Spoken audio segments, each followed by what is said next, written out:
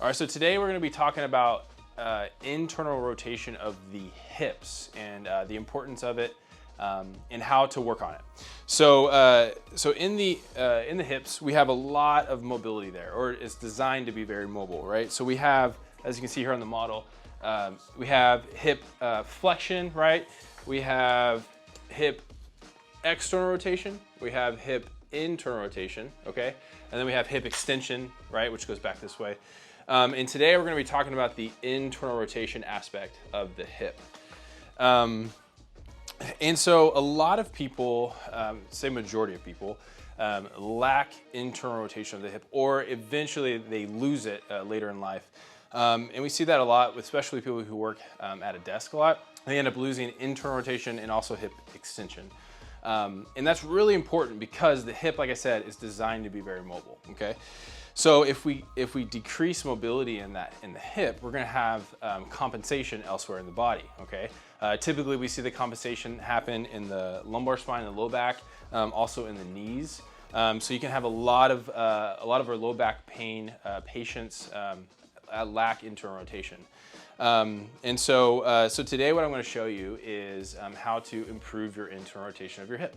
Okay, so I'm going to show you two different exercises. The first one is a passive stretch, and all you need is something like a high surface, like a countertop, and then like a broom pole or a PVC pipe. Okay, so what we're going to do here is we're going to passively stretch into internal rotation of the hip. So I'm going to be working on my left side, and what I'm going to do is I'm going to put the PVC pipe or the pole right here on the inside of my foot. And then the other part's going to be resting on the inside of the other knee or other thigh. And what I'm going to do is rotate that hip into internal rotation like that, okay? So, and then what I'm going to do is I'm just going to kind of hold it there for about 5 seconds, feel that stretch, and you should be feeling this in the hip itself. And then what I like to do is I like to take that pole away and then hold it there actively. And then for about 5 seconds and then let it come back. And so you can do that like 10 times, both sides. Couple things to note when doing this is when you do this, your body's going to want to compensate, right? Because if you're lacking that internal rotation, your body's going to try to figure out a way to get into that position. So one of the main things that people do is when they do this, they start rotating their body with it, right? So keep everything nice and tall, okay? So hip goes into internal rotation, keep that tall spine. Really try to brace too with your core, so you're pulling in that belly button and holding and breathing.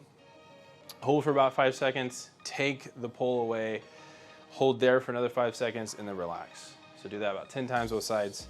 The next exercise I'm going to show you is a active exercise where we're actively going into that internal rotation.